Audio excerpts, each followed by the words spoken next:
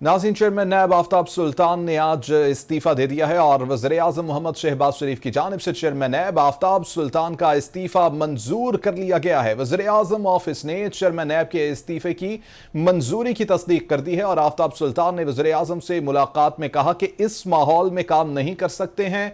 आफ्ताब सुल्तान ने किसी की ख्वाहिश पर काम करने से इनकार कर दिया था। ज़राए की जानिब से यह भी बताया जा रहा है और आफ्ताब सुल्तान ये चाहते थे कि जावेद इकबाल की तरह का किरदार अदा करें और आफ्ताब सुल्तान पर कुछ गिरफ्तारियों के लिए दबाव भी था और आफ्ताब सुल्तान ने गिरफ्तारियों से इनकार भी कर दिया था। नैब तरमीमी एक्ट के तहत नैब के इख्तियारात कम हो गए, जिसके ऊपर उनको एतराज़ था। कैपिटल स्पेशल में साथ साथ आज बात करेंगे।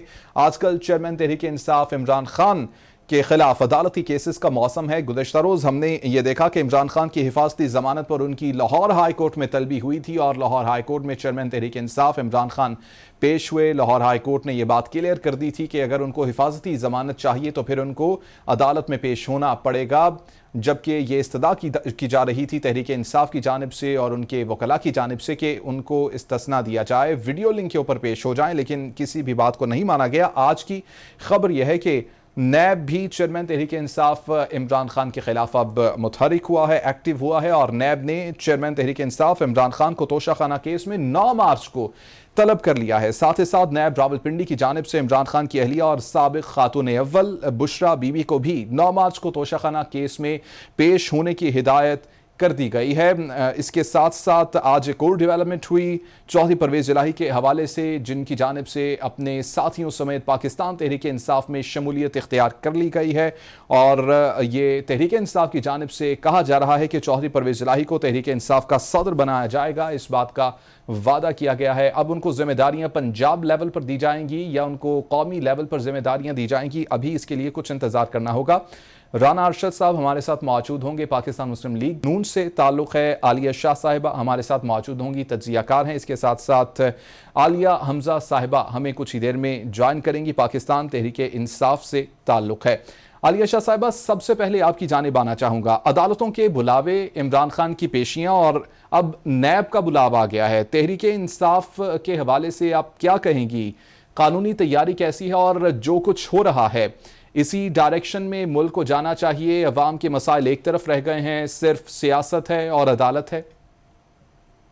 जी बहुत शुक्रिया जैन, आपने मुझे अपने प्रोग्राम में इनवाइट किया। सबसे पहले तो आपने, क्योंकि ये बात शुरू करने से पहले खबर दी कि वो बलूचिस्तान से जो 3 लाशें बरामद हुई हैं, कुएं से, तो वो जो वीडियो वायरल हुई थी वो हमारे पास भी पहुंची थी।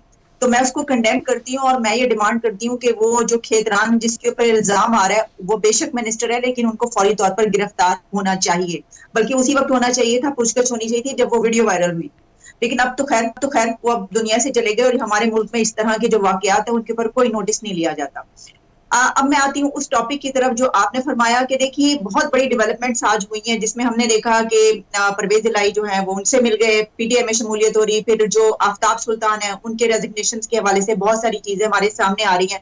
अब जो हम जिस फेज से गुजर रहे हैं और जो पॉलिटिकल सिचुएशन इस वक्त है उसमें ये वाली तब्दीलियां होना ही थी और आगे चलते चलते हमें और भी बहुत सारी ऐसी डेवलपमेंट्स नजर आएंगी। क्योंकि ये तो आप जानते ही हैं कि इमरान खान का पैचअप होना किसी से वो तो मुमकिन नहीं है, क्योंकि इमरान खान किसी के साथ बैठने के लिए तैयार नहीं। और जो आफ्ताब सुल्तान के ऊपर बात की जा रही है तो उनको ये कहा जा रहा है कि बहुत ही ईमानदार और बहुत एक ऐसे ऑफिसर थे कि जिनके ऊपर कोई उंगली नहीं उठाई जा सकती, और उन्होंने रिजाइन देते हुए कोई ऐसी बात की जिसमें उन्होंने कहा कि मैं बिला वजह या किसी के कहने पर किसी के खिलाफ कोई केस नहीं चला सकता। तो इससे तो यही पता चलता है कि उनके ऊपर क्या कोई प्रेशर था, क्या कोई दबाव डाला जा रहा था। लेकिन प्रॉब्लम ये है कि हमारे ये तो बहुत ही आम सी बातें हैं, हमारी पॉलिटिक्स में, हमारी सियासत में जो भी पॉलिटिकल पार्टी कोई भी हुकूमत में हो, वो इसी तरह के जो है वो चीजें हमें नजर आती, ऐसा ही सब कुछ होता है।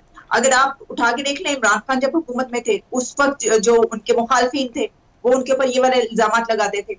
और एक और बात बड़ी अहम है कि अगर आप को मालूम है कि जो इलेक्शन कमिश्नर हैं उनके ऊपर भी इमरान खान को बहुत से तहफ्फुज़ात थे हैं अभी तक, उनके ऊपर वो बहुत सारी बातें करते रहे। तो अब आफ्ताब सुल्तान का मामला आ गया है जिसके ऊपर वो ये कह रहे हैं कि इनको जो है इस वजह से किया गया है। तो इसका सिर्फ एक ही हल है और वो हल ये है कि मिल बैठे, टेबल पर बैठे और बताएं कि भाई जो नेक्स्ट लगाना है वो किसको लगाना है। लेकिन ऐसा होता हुआ नजर नहीं आ रहा। लेकिन ये जो सिचुएशन है ये इलेक्शन से पहले ऐसी हुआ करती है, क्योंकि अब जाहिर है कि जैसे जैसे हम आगे बढ़ रहे हैं तो देखते हैं कि हालात तो वही है कि शायद इलेक्शन जो है देखें अभी नहीं तो कभी ना कभी तो होंगे। पंजाब सूबाई इलेक्शंस दोनों असम्बलियों के, आलिया शाह साहिबा, इसके ऊपर कल सदर आरिफ अलवी की जानिब से तारीख का ऐलान कर दिया गया। इसके ऊपर भी बड़ी बहस की जा रही है, गर्मा गर्मी की जा रही है। इसकी इस पॉइंट के ऊपर क्या कहेंगे आप? एग्जैक्टली देखिए, जब हम कॉन्स्टिट्यूशन को देखते हैं तो उसके मुताबिक तो बहुत सी चीजें निकलती हैं जिसके ऊपर आप जानती हैं कि गवर्नमेंट की तरफ से कहा गया कि आर्टिकल 6 और पता नहीं कौन कौन सा आर्टिकल जो है लगाने की बात की जा रही है, जबकि जो प्रेसिडेंट है उनके पास ये इख्तियार था, उन्होंने उसको कर दिया अनाउंस। अब ये भी वही बात है जो मैंने पहले कही कि पीटीआई अर्लीस्ट इलेक्शन चाह रही है और जो बाकी पार्टीज हैं वो इस वक्त इलेक्शन नहीं चाहती। तो अब प्रेसिडेंट क्योंकि पीटीआई का है तो हमने ये देखा कि पिछले कुछ अरसे में प्रेसिडेंट की तरफ से ऐसे इकदाम नजर आए जो कि आमतौर पर ऐसा नहीं होता। जो हमें जैसे कि इलेक्शन अब अनाउंस हुए तो पाकिस्तान की सियासत में ऐसा कई मरतबा हुआ कि जो अपोजिशन और गवर्नमेंट जो है वो सेम पेज पर नहीं होते और प्रेसिडेंट किसी और पार्टी का होता है जो कि हुकूमत में नहीं होती, लेकिन इसके बावजूद ऐसा नहीं होता कि इलेक्शन अनाउंस कर दिए जाए या ऐसा इतना बड़ा स्टेप उठा लिया जाए। लेकिन इसमें ये बात आप याद रखिएगा कि आप कोई एक्सपर्ट ओपिनियन भी ले सकते हैं, लेकिन जहां तक मुझे पता है और जो मैंने पढ़ा है कि प्रेसिडेंट अनाउंस तो कर सकते हैं, उन्होंने कर दिया, लेकिन इसके लिए उनको अल्टीमेटली प्राइम मिनिस्टर के पास ही जाना पड़ेगा। प्राइम मिनिस्टर को ये कहना पड़ेगा कि आप इसके ऊपर करें कुछ। अब प्राइम मिनिस्टर क्यों करेंगे? शहबाज शरीफ साहब क्यों ऐसा? वो उनको कहेंगे। अच्छा, और फिर अगर आप इससे भी आगे जाते हैं तो वो क्या कर सकते हैं? वो अपनी दरखास्त जीएचक्यू भेज सकते हैं, वहां पे भी मुझे नहीं लगता कि कोई उनको खातिर ख्वाह जवाब मिलेगा। और फिर उससे आगे क्या कर सकते हैं कि वो कोर्ट में जा सकते हैं। तो ये कोई इतनी सादा सी बात नहीं है क्योंकि ये आइन का मामला है। और जो इल्तिवा में चला जाएगा आलिया शाह साहिबा ये मामला भी? जी, इल्तिवा में चला जाएगा ये मामला भी? देखिए, जो इलेक्शन कमीशन में देख रही थी उनके कुछ इस तरह की सूरत हाल पर बयान जो आए हुए थे, उन्होंने ये कहा कि हम अभी देख रहे हैं, उनकी कोई मीटिंग शायद आज भी थी और उसमें अभी कोई नतीजा नहीं निकल सका और वो पहले ये कह चुके हैं कि ना तो पैसे हैं हमारे पास और ना हमें कोई अभी टाइम फ्रेम जो है वो हमने वो किया है। तो फिर ये कैसे मुमकिन है? और वैसे भी मैं ये समझती हूँ कि इस वक्त इस सिनेरियो में जो उन्होंने डेट दी है 9 अप्रैल, तो उस वक्त तो इलेक्शन होते हुए मुझे नजर नहीं आ रहे। लेकिन ये भी एक आखिरी बात आपको इस टॉपिक पे कहना चाहूंगी कि 9 अप्रैल जो उन्होंने दी है डेट, वो बहुत सिग्निफिकेंट है। अगर आपको याद हो लास्ट ईयर 9 अप्रैल, तो फिर आपको अंदाजा हो जाएगा कि उन्होंने ये वाली डेट क्यों दी है। बिल्कुल ठीक। राना आशा साहब को भी शामिल गुफ्तगू करेंगे। राना आशा साहब, अदालतों के बुलावे आ रहे हैं चेयरमैन तहरीक इंसाफ इमरान खान को, और इमरान खान साहब की जानिब से पहले काफ़ी लेतोलाल से काम लिया गया। माहिरीन की जानिब से ये बताया जा रहा था कि शायद उनके दिमाग में ये था कि उनकी गिरफ्तारी भी अमल में लाई जा सकती है, इस वजह से अदालतों में पेश होने से वो हिचकिचा रहे थे। काफ़ी उन्होंने कोशिश की कि वो वीडियो लिंक पर पेश हो जाएं और अदालत में ख़ुद पेश ना होना पड़े, लेकिन बहरहाल अदालत में वो पेश हुए। तहरीक इंसाफ के गिर्द हम ये देख रहे हैं कि काफ़ी ज़्यादा घेरा तंग किया जा रहा है कानूनी तौर पर, कानूनी मामलात बड़े खड़े हो गए हैं तहरीक इंसाफ के लिए, लेकिन इसके साथ साथ जो मामला अवाम का है, अवाम की सूरत हाल का, राना आशा साहब, चूँकि मुस्लिम लीग नून की हुकूमत है, PDM की हुकूमत है, इत्तेहादी जमातें हैं, तो ये सारा सियासी थिएटर चलता रहेगा या फिर अवाम का भी कोई सोचेगा? क्योंकि अवाम काफ़ी खासी परेशान दिखाई दे रही है तमाम की तमाम सूरत हाल में। जी, बिस्मिल्लाहिर्रहमानिर्रहीम। मैं आपका मशकूर हूँ, आपके कैपिटल टीवी का, और आप खुद बड़ी फहम फरासत रखते हैं।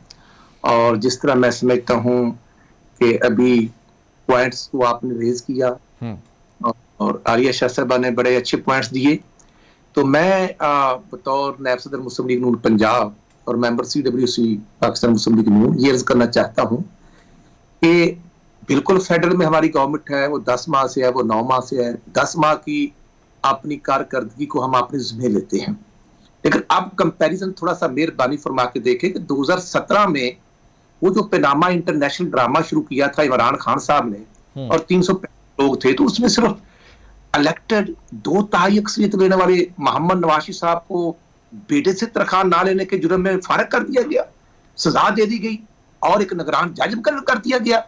बाकी केसेस को आज तक किसी ने नहीं देखा। और इमरान खान ब्रांड को लॉन्च करने वाले लोग जो है, हकीकत में वो पाकिस्तान को दिवालिया करने की ये इमरान ब्रांड की एक कोशिश थी। आज मुश्किल फैसले जो किए गए हैं, आप देखें कि ये जिस तरह इमरान खान ने IMF के आगे 2019 के MOU आप देख लें, और उसके बाद वो $6 अरब के को लेते लेते पाकिस्तान के साथ जो मजाक किया गया, जो पाकिस्तान के आइन की मैं समझता हूं कि धज्जियां अड़ाई गई, आज तक कभी किसी गवर्नमेंट ने गैस पेट्रोल पर सब्सिडी खत्म नहीं की, ये खत्म कर दी गई। हमने ये जो मुश्किल और तलख डिसीजन किए हैं, देखो ना, डार साहब की तो कोशिश थी, जब पिछले महीने 10 रुपए पेट्रोल सस्ता किया तो सबने कहा जी आपने सस्ता क्यों किया, क्योंकि जो इनके एग्रीमेंट थे उनमें लेवी टैक्स जो कीमत के बाद 50 रुपए था पेट्रोल और डीजल पर, तो हमें आज जो फैसले करने पड़े और जो तमाम जो आईएमएफ के मेंबर कंट्रीज हैं उनका भी प्रेशर था और सबने कहा कि पहले उस एमओयू पर साइन किया जाए और बिल्कुल ये जून तक पिछली गवर्नमेंट के जो एग्रीमेंट्स हैं उन पर हमें अमल करना पड़ा। इसलिए हमें ये महंगाई की दलदल में हमें बड़ी दुखी दिल के साथ ये फैसला किया और यकीन करेंगे आप, मियां मोहम्मद नवाज साहब बिल्कुल महंगाई के इस बिल्कुल इसका हिस्सा नहीं हम बनने की यही डायरेक्शन थी। लेकिन जो स्टेट के मामलात हैं, जो मैं समझता हूं कि हमारे वोटर परेशान है, आम शहरी परेशान है, लेकिन अल्टीमेटली इसीलिए तो स्टेट को बचाना था ना, हम भी ये कर सकते थे कि खान साहब की तरह रोड पे आ जाते। राणा साहब ये कहिएगा, क्या मुल्क बच चुका है? पाकिस्तानी ये समझे कि मुल्क अब बच गया है, पीडीएम की हुकूमत आ गई है, अब मुल्क बच गया, तहरीक इंसाफ की हुकूमत थी, मुल्क काफी खतरे में था, अब वो तमाम स्टेप्स ले लिए गए या अभी कुछ स्टेप्स ऐसे बाकी हैं? अवाम को सरप्राइजेस का इंतजार करना चाहिए, क्योंकि सुनने में तो ये बात आ रही है कि पेट्रोल 292 की समरी जा चुकी है, 320 तक जाएगा। आप जो फरमा रहे हैं मैं तो नहीं डिराई कर रहा, देखना ये 300 रुपए तक तो बिल्कुल वो रिटर्न डॉक्यूमेंट्स मौजूद है कि जो गवर्नमेंट को लेके जाना है पेट्रोल, और अगर आज पेट्रोल 275 या 80 रुपए का है तो मैं समझता हूं कि ये महंगाई नहीं होनी चाहिए। लेकिन ये अल्टीमेटली क्यों करनी पड़ रही, ये कौन से सबब हैं, कौन सी रीजंस हैं कि इस एमओयू के पर अमल किए बगैर हम नहीं रह सकते। और आप देखें स्टेट बैंक को जिस तरह आजादी दी गई, वो डॉक्टर रजा बाकर कौन थे? वो आईएमएफ के रेगुलर एम्प्लॉय थे। कहां वो शेख हफीज, मैं समझता हूं कि वो शौकत तरीन साहब, ये सारा एक टोला था।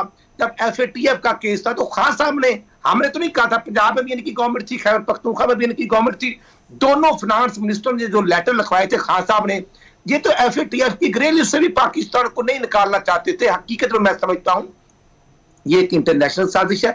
अब खान साहब को कितना दर्द है कि पंजाब और खैबर पख्तूनख्वा की गवर्नमेंट दोनों खत्म की, बजाय इसकी कि डिलीवर करते, कौम की खिदमत करते, हमारे ऊपर तनकीद करते, वो नहीं की। जब 9 अप्रैल 2022 से जो उन्होंने उस वक्त गैर कानूनी होशियत कंडे किए और कोर्ट की डायरेक्शन के बावजूद डिप्टी स्पीकर ने असम्बली डिसॉल्व करने का जो फैसला किया और प्राइम मिनिस्टर की जो समरी मूव हुई, जो प्रेसिडेंट ने डिसीजन लिया, ये तमाम आर्टिकल 6 के मुर्तकब हुए थे। और आज तक कभी खान साहब को ये दुख हुआ कि वो महंगाई पर हमारे साथ बात करें, हमारे ऊपर तनकीद करें और कोई एजेंडा लाएं। अब केसेस जो हैं, हम किसी केस में मदई नहीं है। अगर वो बिल है या मैं समझता हूं कि ये फॉरेन फंड का केस है तो इसका मदई तो ऐसे बाबर इनका फाउंडर मेंबर है, हमारा वो मेंबर नहीं है। और 2012 से लेकर, बल्कि 2012 से लेकर 14 और 2022 में ये फैसला आया, तो ये इलेक्शन कमीशन को पहले फैसला करना चाहिए था। और जो अरबों रुपए पैसे आए हैं, जो रिटर्न डॉक्यूमेंट्स और प्रूफ मौजूद है, जो कमेटी की रिकमेंडेशन है, उस पर अब अगर कोर्ट उनको बुलाती है तो वो जाते नहीं है। और खुद उनकी पंजाब में गवर्नमेंट थी, जब उन पर अटैक हुआ हमने राना अरशद साहब, पीटीआई की जानिब से और पीटीआई के जितने भी हामी हैं उनकी जानिब से ये समझा जा रहा है कि चूंकि पीडीएम हुकूमत जब से आई है तो अवाम को काफ़ी मुश्किलात हैं, इसी वजह से अब पीडीएम हुकूमत, पीडीएम इत्तेहादी जितनी भी जमातें हैं अब इलेक्शंस में जाना नहीं चाहती हैं और इलेक्शन से राह फरार इख्तियार करने के लिए हर हरबा इस्तेमाल करने की कोशिश कर रही हैं। क्या कहेंगे इस पॉइंट के ऊपर? ये कतन झूठ है, ये बिल्कुल मनगढ़ंत बेबुनियाद इनका प्रोपेगेंडा है। भी मेरे भाई 18 अगस्त को गालबन नेशनल गवर्नमेंट का टेन्योर पूरा होना है, तो इंशाल्लाह विद इन 2 मंथ इलेक्शन होंगे, क्यों नहीं होने। जनरल इलेक्शंस पर जाएंगे जी, बिल्कुल जनरल इलेक्शन का तो ड्यू है, उससे एक दिन भी आगे पीछे नहीं जाएंगे। अब जो पंजाब और खैबर पख्तूनख्वा की आप बात करते हैं, तो आप देख रहे हैं पंजाब में तो हमारे गवर्नर ने समरी डिसॉल्व नहीं की, चीफ मिनिस्टर साहब ने समरी मूव की थी और वो आफ्टर 48 आवर्स डिसॉल्व हो गई। तो अब हमें कोई इतराज नहीं, अगर इलेक्शन कमीशन डेट देता है तो हम दोनों सूबों में इलेक्शन करवाने के पाबंद हैं, हम उनको फैसिलिटेट करेंगे। हालात नहीं है, ये इमरान खान साहब का डिसीजन उस कैबिनेट का ही था कि जो मार्च में, फरवरी और मार्च में जो डिजिटल मर्दमशुमारी का डिसीजन था, और ये भी फैसला था कि ये मर्दमशुमारी अप्रैल तक होगी, तो नेक्स्ट कमिंग इलेक्शन जो होंगे वो नई मर्दमशुमारी के मुताबिक होंगे। ये इमरान खान की गवर्नमेंट का डिसीजन, हमारा नहीं डिसीजन, लेकिन उस पर अमल दरामद करना है। और क्योंकि आपको अंदाजा है कि जब नेशनल इलेक्शन होते हैं तो सूबों में और मरकज में केयर टेकर्स गवर्नमेंट का सेटअप होता है जो न्यूट्रल होते हैं। तो अब आप देखें कि पंजाब और खैबर पख्तूनख्वा में आज इलेक्शन हो जाते हैं, हमें कोई इतराज नहीं, लेकिन आईनी तौर पर इन चीजों का डिसीजन होना चाहिए, और कोर्ट डिसीजन कर दें, या मैं समझता हूँ इलेक्शन कमीशन उसको टेकअप कर ले कि जब पंजाब में और खैबर पख्तूनख्वा में किसी पार्टी की गवर्नमेंट बन जाएगी, क्योंकि ये इलेक्शन 5 ईयर होने हैं, तो जब 5 महीने बाद जनरल इलेक्शन आएंगे तो फिर ये गवर्नमेंट का क्या स्टेटस होगा, फिर केयर टेकर कैसे आएंगी, उसकी न्यूट्रलिटी का कौन फैसला करेगा। यहां तो खान साहब का एक ही स्यापा है, पहले एक पिच का ड्रामा करते रहे और अब कहते हैं कि जनरल बाजवा ने हमारे ऊपर अदम इत्मीनान जो हो रहा था उसको क्यों नहीं रोका, क्योंकि वो चाहते हैं कि इनको फैसिलिटेट किया जाए। पंजाब का बेड़ा गर्क किया गया, वो उस्मान बुज़दार हमारा ही एक साबका टिकट होल्डर था, वो फर्स्ट टाइम एमपीए बनता है, उसको 12 करोड़ पर चीफ मिनिस्टर भर्ती कर दिया गया, उसके बाद परवेज इलाही साहब को ले आए। राणा साहब इसके ऊपर बात करेंगे और चेयरमैन नायब आफ्ताब सुल्तान के मुतालिक भी सवाल करूंगा, लेकिन अभी एक ब्रेक का कहा जाए से नाज़रीन वापस आएंगे तो यहीं से कंटिन्यू करेंगे।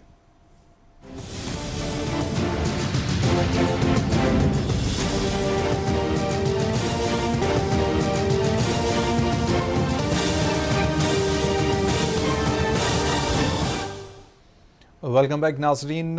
आलिया हमजा साहिबा हमारे साथ मौजूद होंगी कुछ देर में। राना अरशद साहब हमारे साथ मौजूद हैं। आलिया शाह साहिबा हमारे साथ मौजूद हैं। आलिया शाह साहिबा, तमाम की तमाम जो गुफ्तगू अब से कुछ देर पहले राना अरशद साहब ने की वो तो आपने सुनी ही।